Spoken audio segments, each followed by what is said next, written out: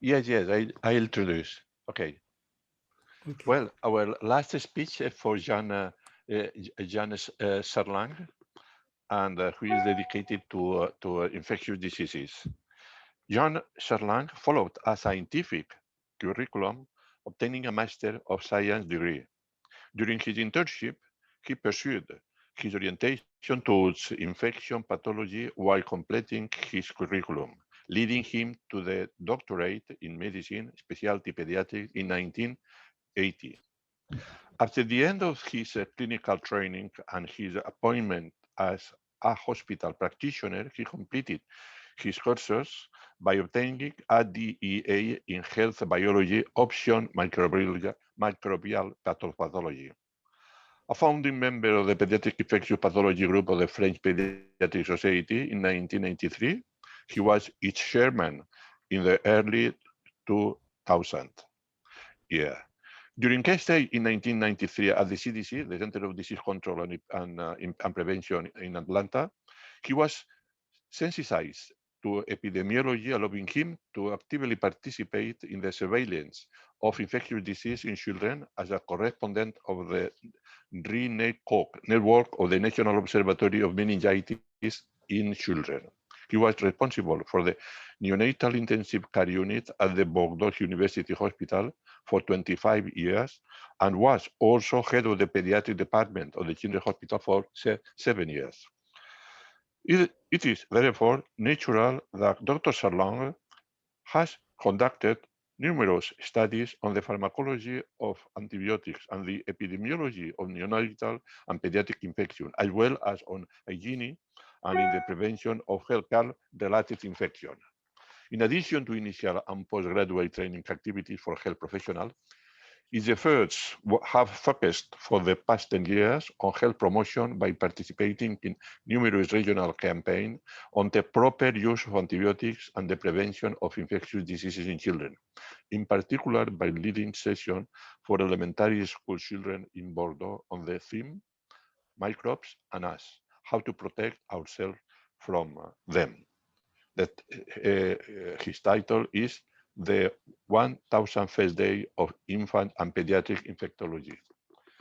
Dr. Serlang, the scene is yours. Okay. Doctor, you can start. Okay. Do you heard me? Okay. Okay. Do you see Yes. Well. Yeah, we can hear you. Well. Did you see my slides? Okay. My slides. Okay. Okay. Unknown. Okay. No slides. No slides. We try to find there. Tu l'as sur une clé? Ben, je peux le mettre sur une clé, mais sur le tien alors. Oui, tu l'as sur une clé. Partagez l'écran en bas, ça marche pas le Oui. truc Non, partagez l'écran. C'est ce qu'on Ça- fait, mais j'ai Ça un petit marche souci. pas Ouais. Un petit souci. J'ai un ordinateur tout neuf. J'ai la dernière version de Microsoft, mais j'ai un souci. Pour ça, je suis dans le bureau de Mike. C'est lui mon assistant technique. Je vais voir si je peux charger sur une clé. Auquel cas, on va se faire sur son ordinateur, s'il m'autorise. Attends, j'y vais là. Hello, do you have his slideshow, Je vais envoyer. which he sent? We have his slides. Can you show the slideshow? We can do that. Please, We can because do that. he has a new Mac and it doesn't work. It's not working. Okay. Nafis, can you please share his screen slides? Yes. Yeah, thank you, Nafis. Okay. So I will just say next slide, and you have the man. Okay. Oui, on va Yeah, faire. sure.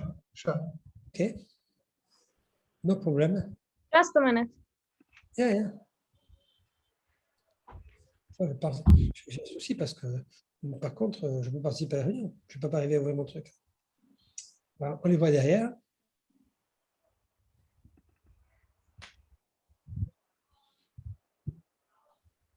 OK.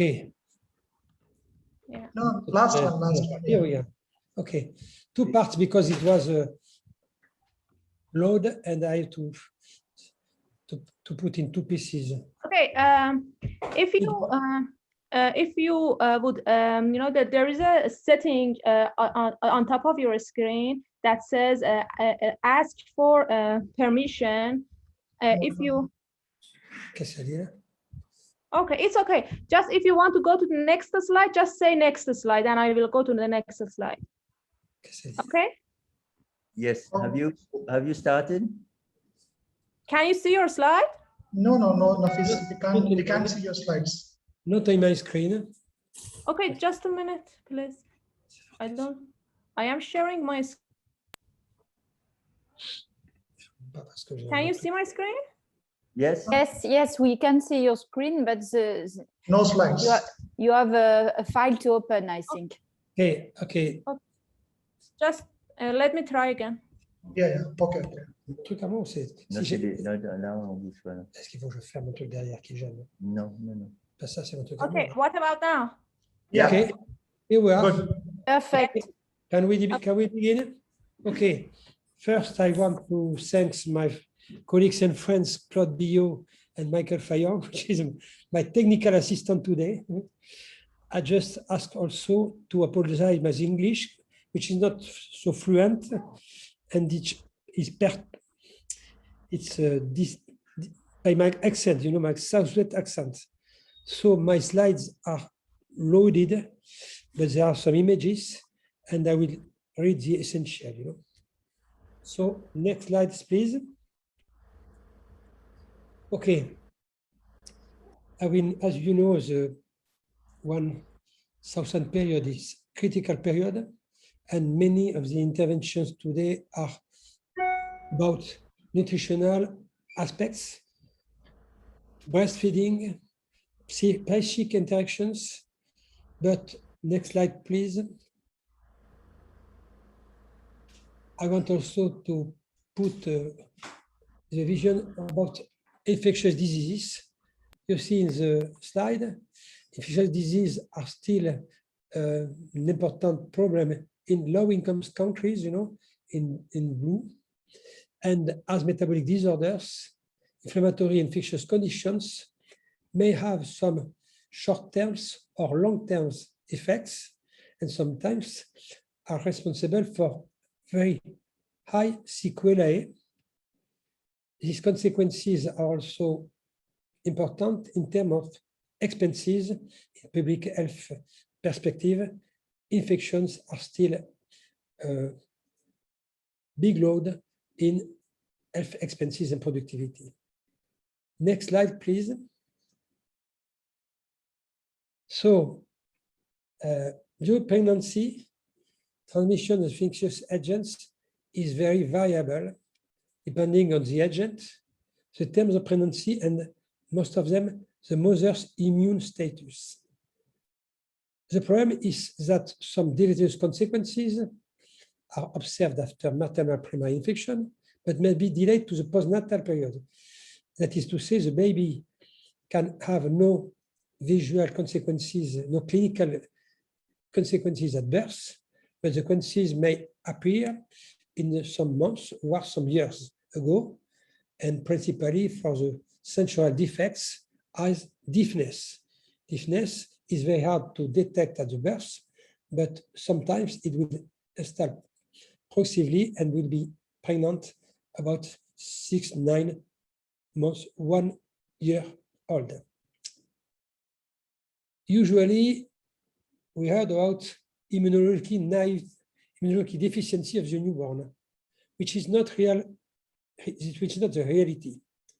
In fact, the immune response of the fetus and newborn is biased against production of inflammatory cytokines to prevent by the reject of the fetus by the mother, you know, though it's rather an immune tolerance rather than immune deficiency. And this bias, which is a lowest immune response, a bias of immune response against inflammatory cytokines, this bias leaves the newborn susceptible to microbial infection. And more of them, the exposure to microorganisms at the birth and in the first months is very important to the maturation of the immune system. You know?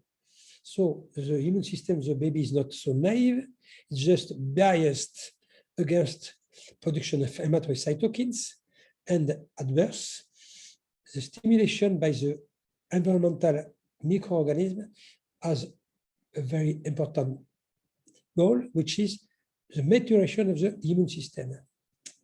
Next slide, please. Okay, this is more visible on this dia. You know here, so, j'ai pas l'image là, Mike, je peux pas moi. Je peux mettre des trucs. Tu vois ma flèche qui va aussi? Ok, non, je peux pas. No. Okay, you see in the dark the levels of immunoglobulins, which are low, and progressively they will increase. But you see that natural killer cells and microbial composition is very important at birth and will increase. And so you see, it's not only a immune deficiency, but an immune deviation, to initiate immune response. Next slide, please. Okay, so we will see a lot of microorganisms which are susceptible to aggress the fetus, the embryo, the neonates. Some of them are very classical. You know the mnemonic acronym TORCH. Many of these infections can be prevented by initial screening, hygiene prevention measures, and sometimes by vaccinations. And ideally, these measures have to be put in place before the conception. The next slide, please. Okay, so toxoplasmosis, you see in the left the cycle of the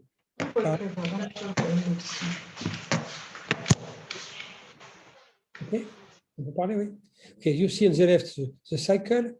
You see that the cat is the main reservoir of this parasite.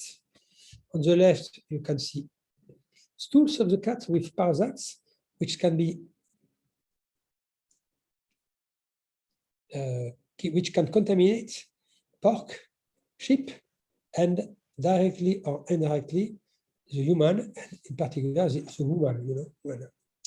So directly by the contact, or by the contact with food contaminated by the stools of the cat or the sheep. On the right slide, on the right part of the slide, you see first the risk of the transmission with blue line, who increases with the gestational age. The more gestational age advance, the more the risk of transmission, as the risk of fetal damage is decreasing from the fetal period to the birth period. Okay, and you see some of these consequences, which is loss of fetus, which is hydrocephalus, which is retinopathy, retinitis, and the baby who has nothing, which does not avoid sequelae. Remember, at birth, many of the babies with infection are totally asymptomatic. Next slide, please. Okay, there is a paradox. As the decrease in seroprevalence of toxoplasmosis, hygiene is responsible for decrease in seroprevalence. 50 years ago, a lot of women of childbearing age were already immunized with this toxoplasmosis. Now, with hygiene, women in childbearing age are less immune, so the number of people at risk is increasing, which is something paradoxal. Nevertheless, you see in France, which is a mandatory screening during pregnancy, there are very few cases of congenital toxoplasmosis, 151. We see that 100 babies were born without abnormal symptoms, and only 12 had symptoms, 9 moderate, with only calcifications, which is not directly a witness of sequelae, calcification, but some have severe symptoms and mainly macular chorioretinitis. Most of them, to understand that the evolution of toxoplasmosis congenita is unpredictable, and notably eye lesions may appear 1 year, 5 years, 10 years after the birth, at the puberty, and with some recurrences. So it's some complicated to have ideal prognosis at the birth. First, next slide, please. Okay, so in France, we have some infectious diseases which are mandatory screening. And in France, since 30 years, screening of toxoplasmosis is mandatory at the beginning of the pregnancy. And ideally before conception, because a woman was already immunized with the toxoplasmosis, is immunized for the life. And it's no more useful to repeat serologies. Why is this screening? To identify non-immune pregnant women, to limit the risk of contamination. You see a list of conseils, do not eat undercooked meat, mutton, pork, lamb, or raw eggs, and so on. Okay, and more wash hands and surfaces after contact with foods. The second point of the screening is to diagnose maternal circumvention as early as possible, to prescribe antibiotic treatment, active on the toxoplasmosis, to limit the sequelae. And you see the treatment which is useful. It's a very costly strategy in France, and it's unique in Europe. It's the only country in Europe where there is a mandatory screening of toxoplasmosis. Next slide, please. Another viral infection which was very common, and which was possibly a source of very severe sequelae, is rubella. In France, with the success of vaccination history, only 3% of French women are susceptible to this infection, because 2 doses of vaccine provide a perfect protection against rubella. You see in the left part on the right, the number of maternal rubella infections in France in 1 year, only seven. And you see no problem with the babies. 2 of these infections were probably the reinfections. That means there was a viral, but there was an infectious disease, but protection by antibodies transmitted to the fetus and newborn. Okay, only 5 primary infections and no consequences. And you see on the left the story of the vaccinations with a curve which is now complete flat for the number of congenital rubella infection. Next slide, please. Okay, so some historical stories. You see on the right cataract, ocular lesions, which is very severe. Stiffness is not so apparent, but it can be also severe. Microcephaly and cardiac malformations. There was a famous triad initially described: cataract, deafness, and cardiac malformations. More rarely, there is chronic illness with multiple visceral involvements, but remember, this sort of infection in France is quite disappeared. The earlier the infection, the more frequent the fetal damage. You see the risk. Okay.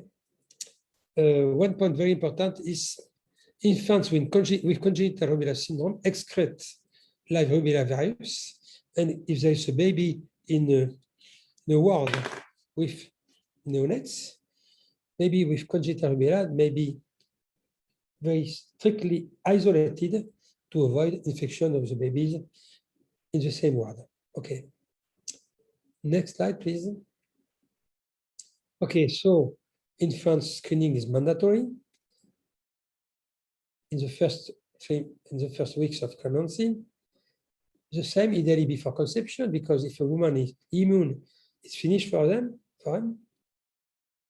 The goal is to identify non-immune pregnant women, to explain her some hygiene measures, and think to the postpartum vaccination, and to diagnose maternal circumvention. There is no viral treatment possible. The question is interruption of pregnancy or no, and you have seen that it's a situation which is now very rare. How of screening by serology, only IgG, and if that is negative, the control is necessary at 20 weeks. No monthly control unless some clinical manifestations of the woman.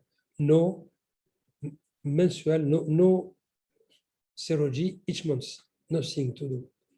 If negative, new at 20 weeks. If positive and no symptoms, stop. Next slide, please. The third disease, which is screened systematically in France, is syphilis. You see that the risk of a newborn, if the mother is treated, is quite important. 50% of babies, if the mother is not detected and treated, is very high. Transmission is mainly in the second half, even if the syphilis exists before the pregnancy. And there are some very severe consequences, fetal death, premature delivery. Sometimes there is some precocious forms of congenital syphilis. There are some photos. You see cutaneous signs. You see cutaneous bone defects on the radio, and at the age of some years, teeth defects. Lead syphilis is expressed sometimes very long after the birth, 5 years, and we have to know that if a baby after 5 years has some dental defects, we have to look at the mother and the baby to ensure there is not a congenital syphilis, because it's never too late to treat that. Okay, next slide, please. Okay, so screening mandatory in France. You know the number, which is very low. In 6 years, between 2012 and 2018, only 25 cases of congenital syphilis in France, which is very small number, but there is recently an increase in sexual transmitted disease and also in syphilis in France. When the diagnosis is done for the mother, early administration of penicillin is very useful, and if it is done before the first month, there's absolutely no risk for the baby. So screening, precocious screening at 10 weeks, before 10 weeks, and early treatment to avoid some consequences for the fetus. Next slide, please. Okay, hepatitis B is a worldwide problem. France is not an endemic country, but we have 6,000 newborns potentially exposed to hepatitis B in France each year. About 1% of pregnant women are chronic HBs carriers, and upon 800,000 pregnancies in France, it's a result of 6 South newborn expert share. The mother to child transmission at birth is most important risk for chronic infection. That's a very important point to know. During the pregnancy, there is no problem for the baby, no problem.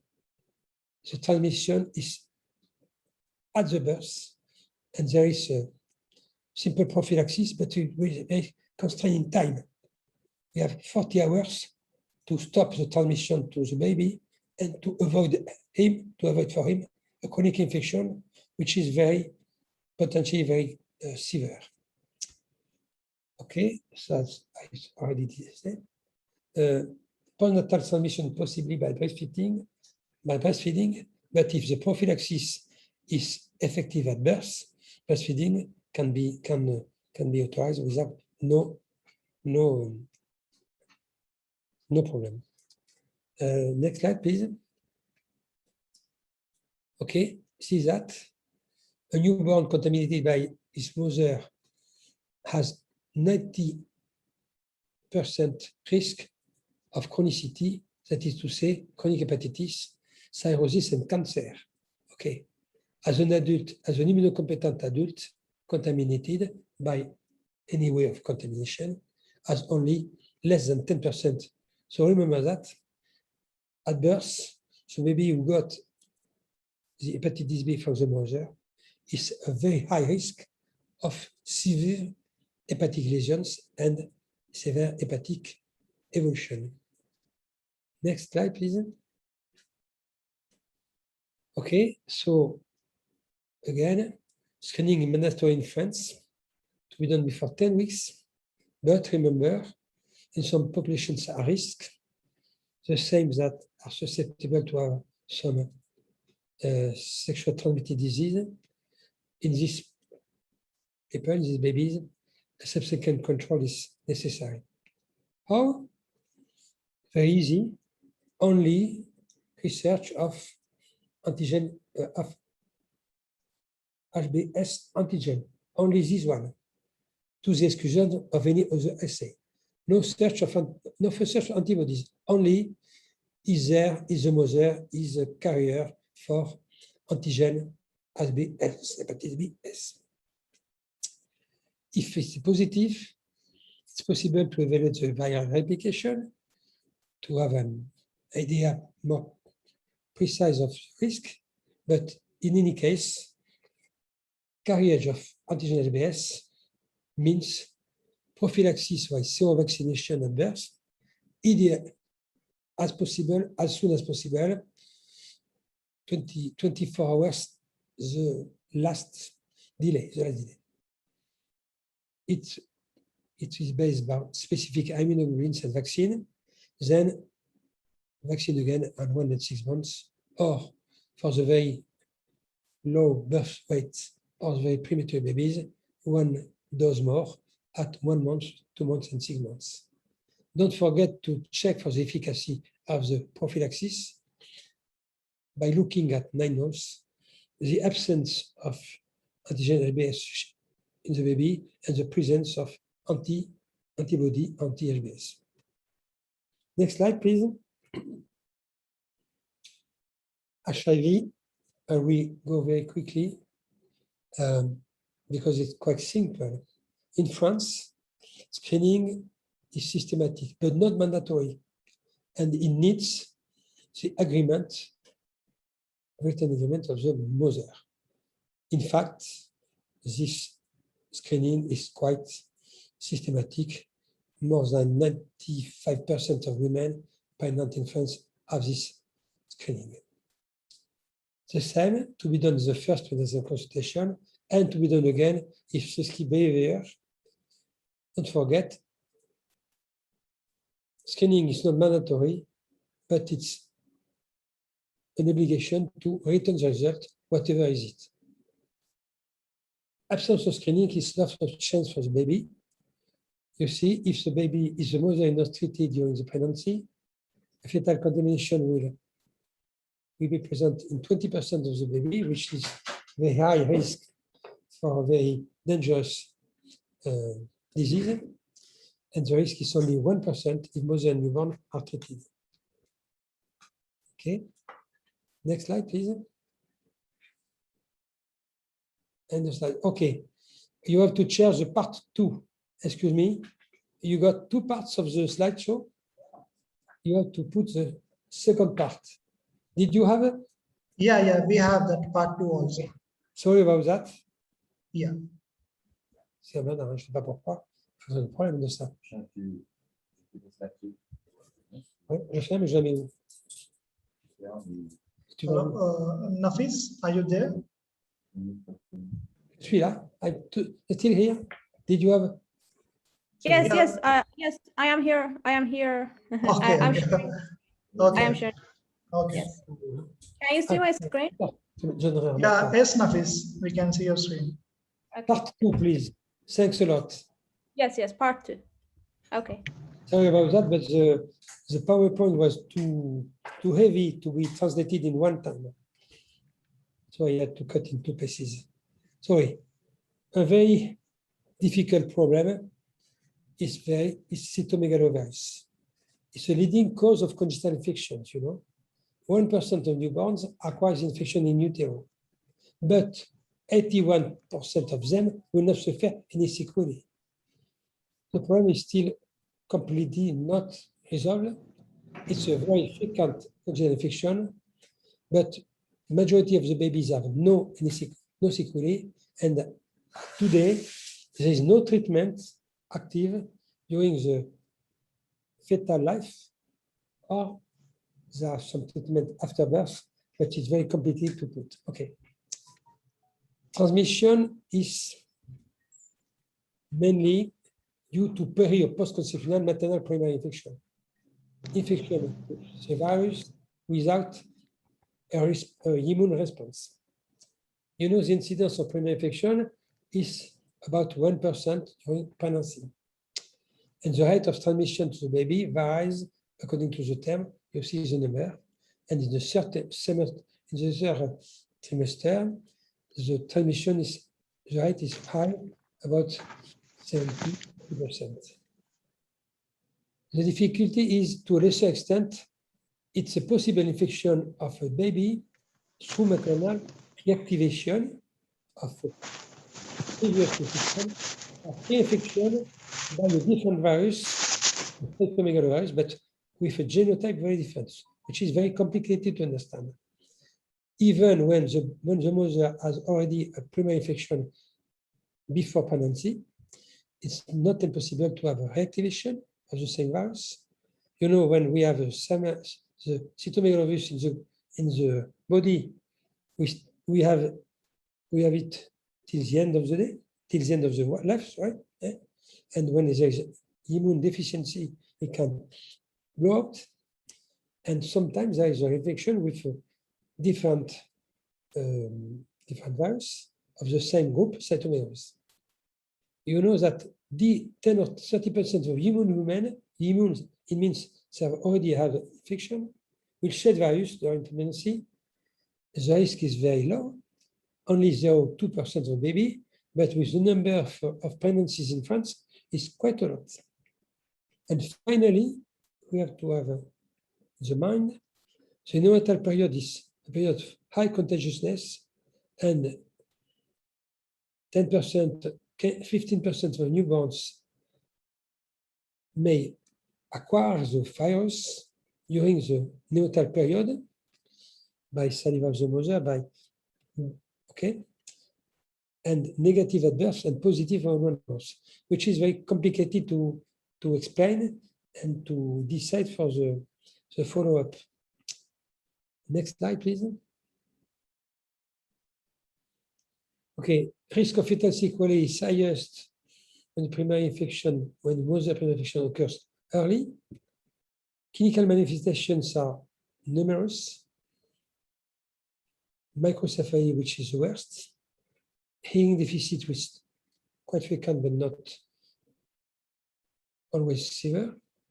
Cytomegalovirus inclusion disease, which is diffuse infection with lesions of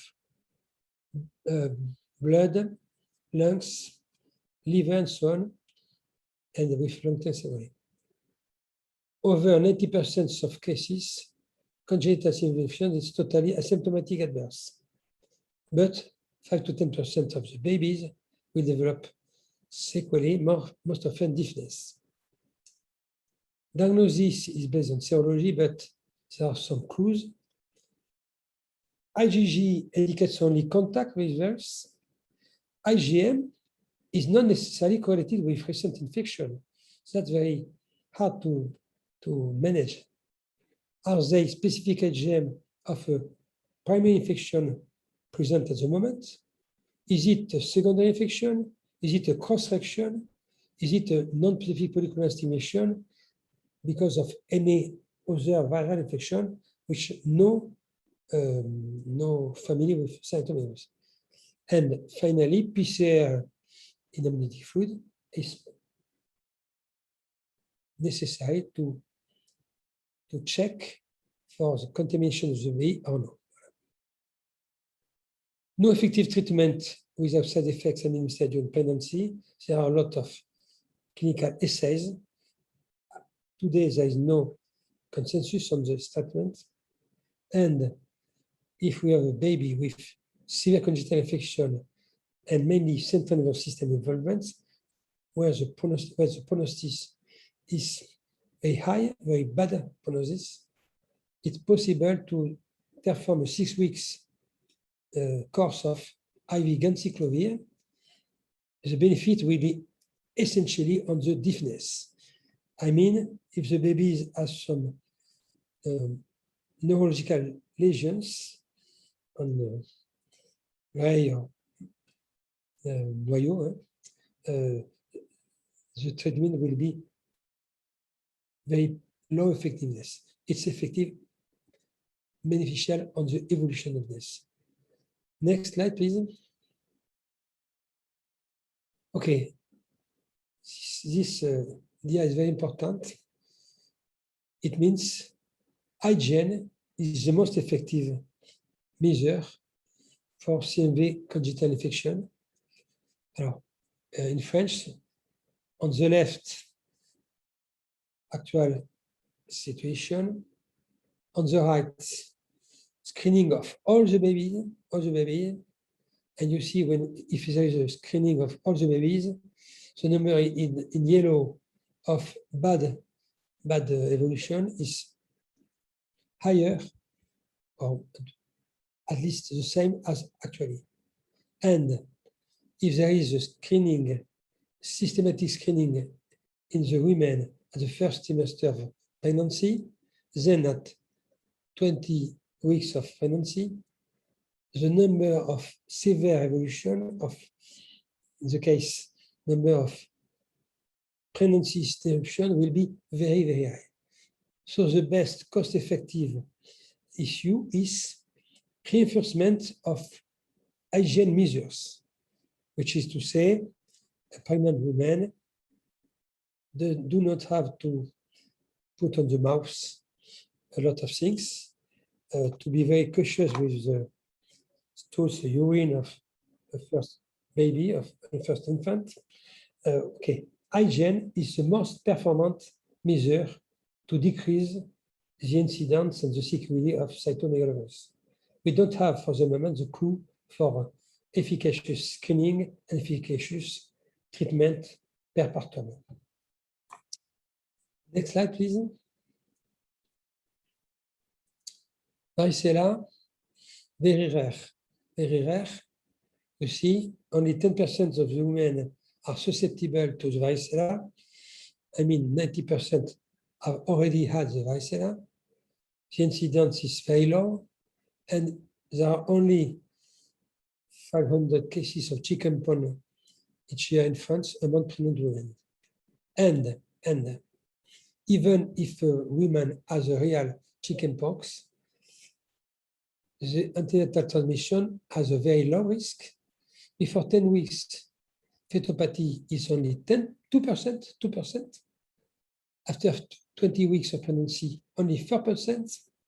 So you see, only 500 chickenpox in pregnant women in France, and among them, about 5% of them, less than 25 cases of babies potentially altered by a varicella during pregnancy. Here's the photo of a pregnant woman. We got the photo because she intended to go to travel, and she got the photo to have a reimbursement of the ticket, plane ticket. And that's a very rare observation of a baby, his baby, which has at birth a skin atrophy in the territory of the fifth cranial nerve, and at 3 months he has shingles, and keratitis. That's a photo of a late congenital chickenpox. A baby has done the chickenpox varicella during the pregnancy, in the late days of pregnancy, and is born with some sequelae, with scars of the varicella. The most important risk is not during the pregnancy, but at the end of the pregnancy. Next slide, please. Voilà, okay, here we are. The risk of neonatal varicella is mainly at the perinatal transmission. And there is a short period where the risk is maximum. It's between 5 days to 10 days before the birth, before the delivery. If a mother has chickenpox in the 5 days before delivery or 2 days after, that means a week, chickenpox in the 5 days before, 2 days after delivery, there is a risk of severe disseminated varicella, which will be diagnosed at day 5 to day 10 after birth. It means that if the mother has a chickenpox, it's best to let the baby in the body of the mother, because the baby will have a virus, but also antibodies. As if the delivery is in this delay, the baby will have the virus, but not the antibody, and he have a severe disseminated. You know that. That's a baby who have a varicella in the first days, 5 days. It corresponds to my varicella 5 to 20 days before birth, and he has the virus, but the antibodies of the mother, which is quite good for him.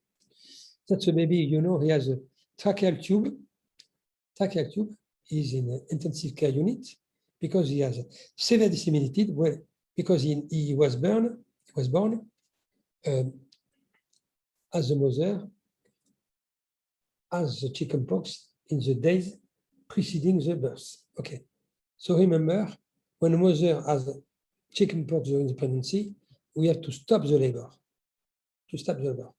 and to keep the baby in the mother during at least 5 days.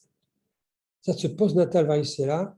The baby was born, the varicella was after the birth, and the baby has a benign form. That's our infant shingles. Infant shingles, usually benign, are due to a uterocontamination. Okay, next slide, please. Okay. Remember, contact a pregnant woman emergency serology. If serology is positive, which is very, very frequently the case, even if the mother thinks he has no varicella. A lot of people have had the varicella and don't remember, the mother don't remember. If positive, rest and stop. If the pregnant woman has no antibodies for varicella, it's usual to give her specific high immunoglobulins. Antivirals are not authorized. A material rash in the pregnancy, remember, obstructed labor. And if a baby has a contact with somebody with varicella, if the mother is immune, the baby will have the antibodies and there is no risk. If the baby is very preterm babies or very low birth, whatever the material status, the baby is not protected by the antibody of the mother, and it needs to have also specific immunoglobulins. Okay, we go. Next slide, please. Okay, herpes. Genital herpes is a quite frequent infection, even in childbearing age. 10% of young women in childbearing age have genital herpes, and happily, only 1%, less than 1% of them, we have a viral shedding during labor. It means, actually, in France, 1 upon 5 subsequent births are at risk of contamination by herpes viruses. The transmission is largely antenatal, is not often perinatal, and the risk is more evident when the mother has primary genital lesion, less when it's a recurrent lesion, because they have antibodies again. The mother-child couple is when the mother gives the virus without antibodies, there is a risk. If the mother gives the baby virus but also antibodies, the risk is less important. And no history, a woman who has no history of genital lesion, the risk is about 1 upon 10,000. Sometimes there is a postnatal transmission. Remember, when somebody has a herpes pylori, as a herpes primary infection on the finger, don't touch the baby. If somebody has a herpes button on the lip, don't kiss the baby. Primary infection is not always a genital infection. Prevention, screening for risk factors. If history genital herpes, look for asymptomatic expression. Seasonal infection is indicated. Hygiene isolation, and the clue is also if a woman has no genital herpes, try to avoid it with protected sexual intercourse at the end of pregnancy. The risk is that primary genital lesion at the moment of the birth. Okay, next slide, please. Okay, what are the clinical manifestations of herpes? Cutaneous mucosal form. Here we see some buttons, vesicular exanthema, rapid exudation. The most important is rapid ulceration. Okay, no mortality, but frequent recurrences. Here, and this baby has a lesion on the mouth, on the lip. It was not noticed, and the baby has a disseminated infection, which is very different because when the infection goes to lungs, liver, brain, and so on, mortality is very high. Sometimes the infection is not disseminated, but localized to the nervous system, which is also very dangerous. Here we see necropsy, autopsy. This is the brain of the baby. We was dead after herpes neonatal infections. That's the liver, that's the brain, and you see this black part of the brain, which was completely destroyed by the herpes. Remember, it's something very rare. Remember also, skin lesions are missing 2 times out of 3 in the baby with herpes. I mean, no skin lesions cannot exclude active infection with herpes virus. Okay, I pass about the treatment. The treatment is useful, but always late, because when the brain or the liver is already damaged, it can be difficult to imagine that acyclovir this lesion disappeared. Okay. Next one, please. Next one, please. Okay, parvovirus. You know, là, the soufflette. Hop, doucement. No, the later one. No, that's go back. Go back, please. Go back, please. Okay, parvovirus. That's a baby with parvovirus. Infection is probably very high. Transplantation infection not so high. Incidence no. The only thing to remember is when there is an adopts, a fetal adopts, think to the parvovirus. it's too late to have effective intervention. Other as fetal transfusion, you know, but remember, hydrops fetalis, you have to think to a parvovirus infection. Hepatitis C, I go quickly because prenatal risk only if viral load positive. No biology for the baby at birth. Breastfeeding not recommended only if environmental load very high, which is not usually the case. Next slide, please. I'm late. Okay. Okay, we can go. Okay, chlamydia trachomatis, carriage 2%. Remember, parental transmission 50%. Easy to say 10 per one subsequent birth is potentially 1 baby for 10 baby for one subsequent birth, potentially infected with chlamydia trachomatis. 1/3 of cases are totally asymptomatic. 1/2 conjunctivitis, which is delayed 5 to 20 days, and pneumonia more rare, 10 to 20, it's also delayed within 15 days and 15 weeks. You just have to think of that and go back to see if the mother has a chlamydia trachomatis infection. Next slide, please.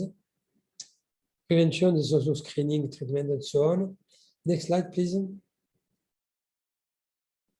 Okay, we will go to the baby at birth. Obese streptococcus, pubic enemy number 1. Remember, frequent genital carriage, 10 to 20%.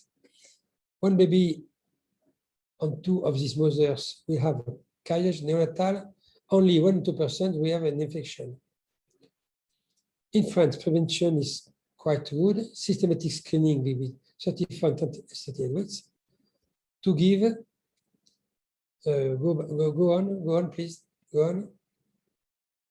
Donc, systematic screening, go on. Next slide, please.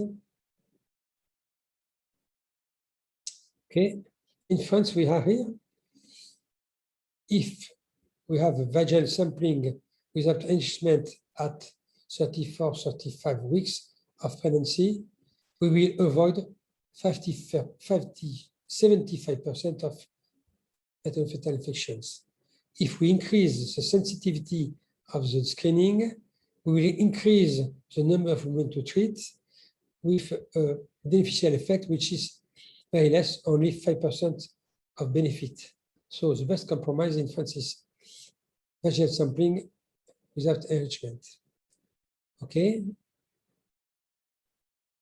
Next slide. Okay, you see here the decrease of infection, neonatal infection at group B streptococcus in France with systematic screening and antibiotic prophylaxis perpartum. Okay. There are some infections of late infection who are not affected by the perpartum prophylaxis. There are some photos of babies who have a late infection out 3 weeks. Some of them have meningitis. Maybe it's due to a peculiar invasive clone, ST17. Next slide, please. Okay, next slide, please. Other neonatal bacteria, a lot of bacteria may attack the baby. You know, E. coli, you know, Listeria. Remember possible meningitis and severe colitis. The most important message I have to pass is beware of antibiotic use in the first day of life. Be cautious. The more we go, the more we know that antibiotic misuse of antibiotic in the first days of life is responsible for marked prolonged and sometimes permanent disturbance of the intestinal microbiota. We call that dysbiose, which is a potential source of obesity, subsequent metabolic disorders, and also chronic inflammatory bowel disease. This family of disease are high level of frequent now, and there is some argument to think that antibiotic misuse, high use of antibiotics in the first day of life is directly at the source of these perturbances and of this disease, obesity, and so on. diabetes, and so on. Okay, so beware of antibiotics, good use of antibiotics. Next slide, please. It's nearly finished. Whooping cough, just for, to remember that is a leading cause of death. And remember that the babies who have a whooping cough in the first 1 or 2 months of life are contaminated by the parents. The mother, the father, sometimes siblings, sometimes the grandfather, sometimes the medic, the nurse, so on. But the newborn who have a whooping cough are a victim of a contaminator, which is an adult one. Prevention, vaccination, according to the cocooning strategy. I suppose you know that cocooning, I mean vaccinating around the baby to born, during pregnancy for further siblings and adults, as soon as possible of delivery, and in some countries, United Kingdom, United States of America, and some French overseas department as Mayotte. Now the mother has vaccinated at the last trimester of pregnancy. Next slide, please.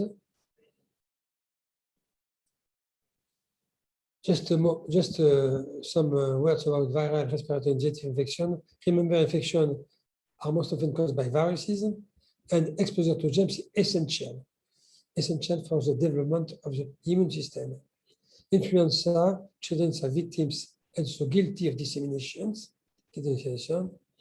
Just one word about respiratory syncytial virus, which is strictly human reservoir, transmission direct or indirect. And remember that 70% of the baby before 1 year have been affected, and at 2 years, babies are affected. Okay, just 1 or 2 slides, and it's finished. Next slide, please. Next slide. Okay, just one word about encapsulated bacteria. Carriers in human children with the infection, meningitis, pneumonia, bacteriemia are these accidents favored by immunoimmaturity, congenital or asplenia. Remember that transplacental passage of maternal antibodies is mainly in the last months of pregnancy, so premature infants have increased risk of, that's a photo, TDM brain with a baby with pneumococcal meningitis. And you see, half the brain is. C'est prognosis system of mortality, prevention and vaccination, which is mandatory in France for HIV, pneumococcal and meningococcal. Next slide, I think this is the last one. I'm sorry, we have. Okay, so remember, what should be of interest is the plasticity of this period. Voilà. This window is an opportunity for prevention strategy. Prevention is based on simple principles of education to hygiene, prevention vaccinations, ideally in preconception for the mother or for the first week of life of the infant. And remember, these health interventions, hygiene and vaccination, are particularly cost effective. I think this the last slide. Is it the last slide? I think so. Can you confirm the last slide? Okay. So sorry about that. We have some minutes late. I have some problems at the beginning of the talk. Have you some questions?